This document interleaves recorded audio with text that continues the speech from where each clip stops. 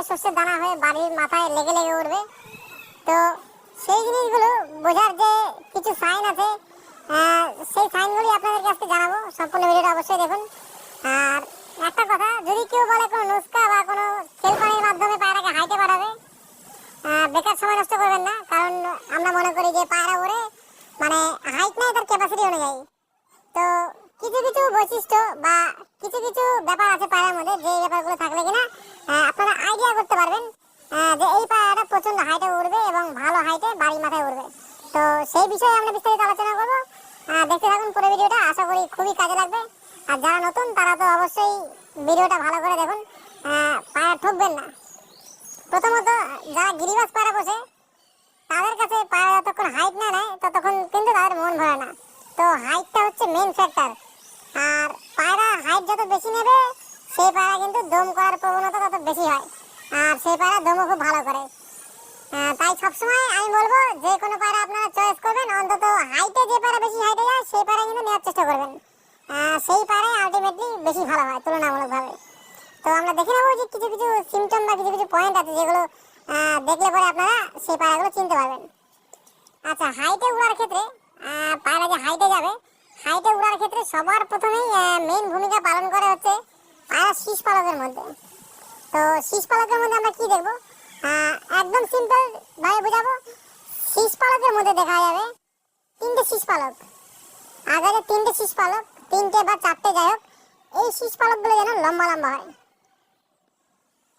অন্যান্য পালকগুলো যা আছে থাকবে, আর এই তিনটে পালক যেন লম্বা লম্বা হয়। তো এই শীষ পালকগুলো লম্বা লম্বা হলে কিন্তু সেই পায়রা হাইটে যাওয়ার কিন্তু খুব একটা কার্যকরী ভূমিকা পালন করে।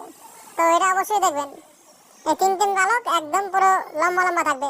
এবার তিনটে পালক সমান 9 নম্বর বড়, ওটা কোনো ফ্যাক্টর না বর্তমানে, অত কিছু জটিলতা যাওয়ার দরকার নেই। শুধু এটুকু মনে রাখবেন যে তিনটে পালক একদম লম্বা লম্বা হলে পরে সেই পায়রা ভালো হাইটে যাবে। আচ্ছা, এরপরে যে মেন বিষয়টা, পরের মেন বিষয়টা হচ্ছে যে শীষ পালক দেখবেন খুব চওড়া চওড়া যেন না হয়।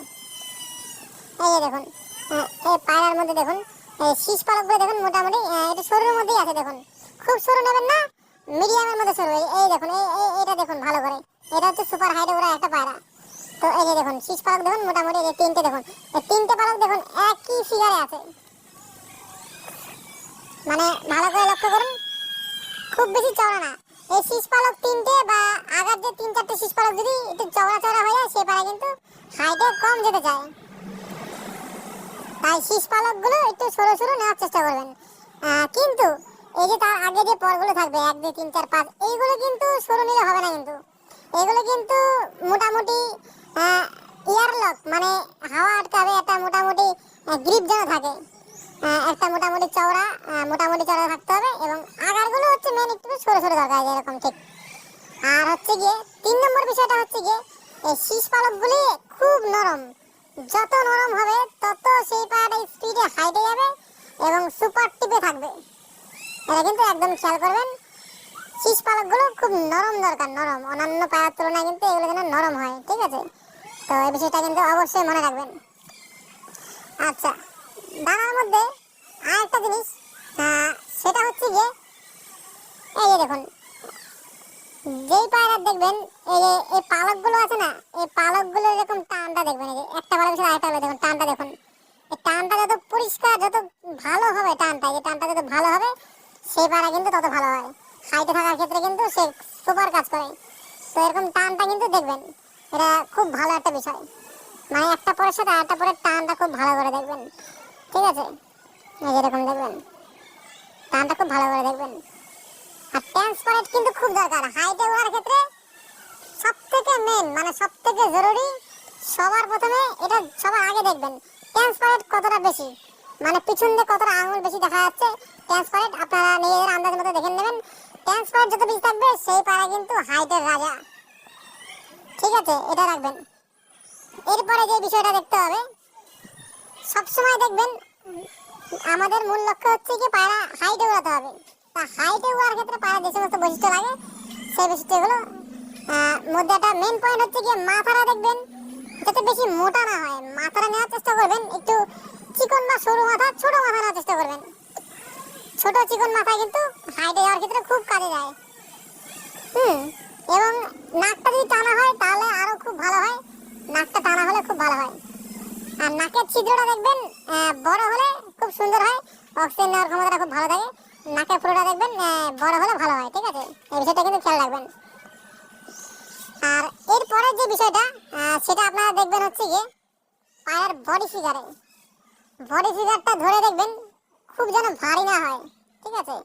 হালকা হবে একদম, মানে সোলা বডি হবে।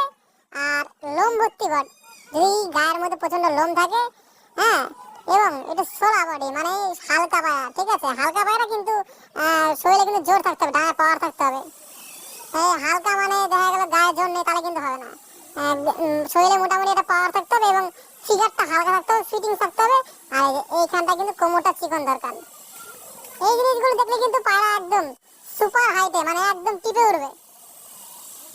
আপনারা সবসময় চেষ্টা করবেন হাইটের পায়রা সবার আগে বাড়িতে রাখার। অনেকেই বলে দেখবেন বেশি হাইটে পায়রা উঠলে পায়রা হারিয়ে যায়, কেটে যায়। তো গিরিবাজ পায়রা ক্ষেত্রে এটা চলতেই থাকবে। আপাতত আপনারা যে পায়রা হাইটে ওঠে সেটা সংরক্ষণ করে রাখুন, সেটাকে হারানোর কম চেষ্টা করবেন। হারায় না তো ঠিকঠাক হয়ে দেখে উড়াবেন। আচ্ছা, এইবার আমরা চলে যাই যে পায়রার চোখের মধ্যে কি দেখতে হবে। হাইটে ওঠা পায়রা ক্ষেত্রে কিন্তু চোখের বিশাল ভূমিকা আছে। তো চোখের মধ্যে সবার প্রথমে দেখবেন, দূর থেকেই দেখে নেবেন, একদম ডিটেলসে খুব জটিলতা কিছু বলবো না। দেখবেন মণিটা যেন ছোট হয়, একদম সরু হয়। এর মণিটা কিন্তু অনেকটা বড় আছে, কিন্তু আপনারা দেখবেন একদম ছোট মণি হবে এবং জুম ইন জুম আউট করবে, মানে চোখের মণিটাই নড়বে, দেখবেন ছোট বড় হবে নড়বে। হ্যাঁ, এটা কিন্তু খেয়াল রাখবেন, ঠিক আছে? এটা অবশ্যই খেয়াল রাখবেন। আর তারপরে দেখবেন চোখের যে পর্দাটা, এই যে পলকটা আছে, এটা দেখবেন পাতলা যত হয় তত ভালো হবে, ঠিক আছে? এটা খেয়াল রাখবেন।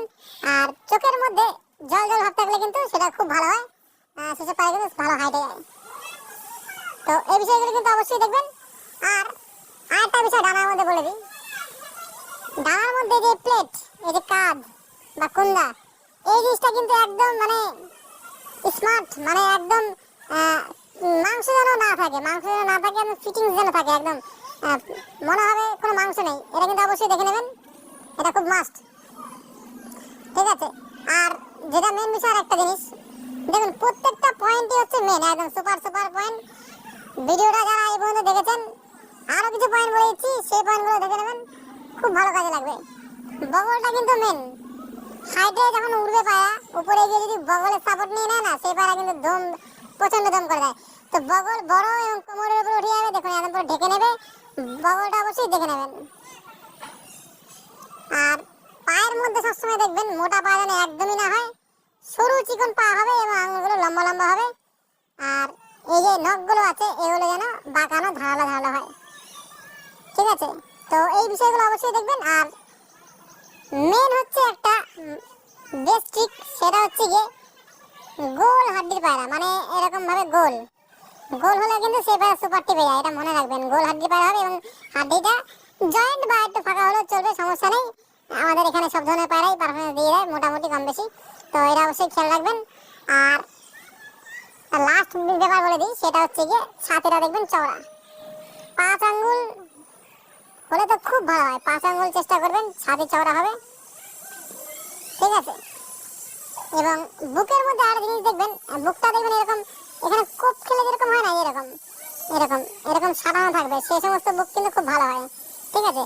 তো বুকের মধ্যে অনেক সিস্টেম আছে, অনেক ব্যাপার আছে, আমরা পরবর্তী কোনো একটি ভিডিওতে বলে দেবো।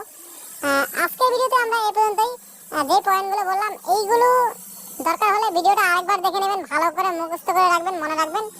একদম হাইটের পায়রা আপনারা যে এগুলো দেখে কিনলে হাইটের পায়রা হাইটে উঠতেই হবে, হাইটে। তো সবাই গিরিবাজ যারা পোষেন, হাইটের পায়রা অবশ্যই যত্ন করে রাখেন। হাইটের পায়রা কিন্তু হাতছাড়া করবেন না, কারণ হাইটের পায়রাই দিন শেষে বাজিমাত করে। তো আজকের ভিডিওটা এই পর্যন্তই, পরবর্তী ভিডিওতে আবার দেখা হবে।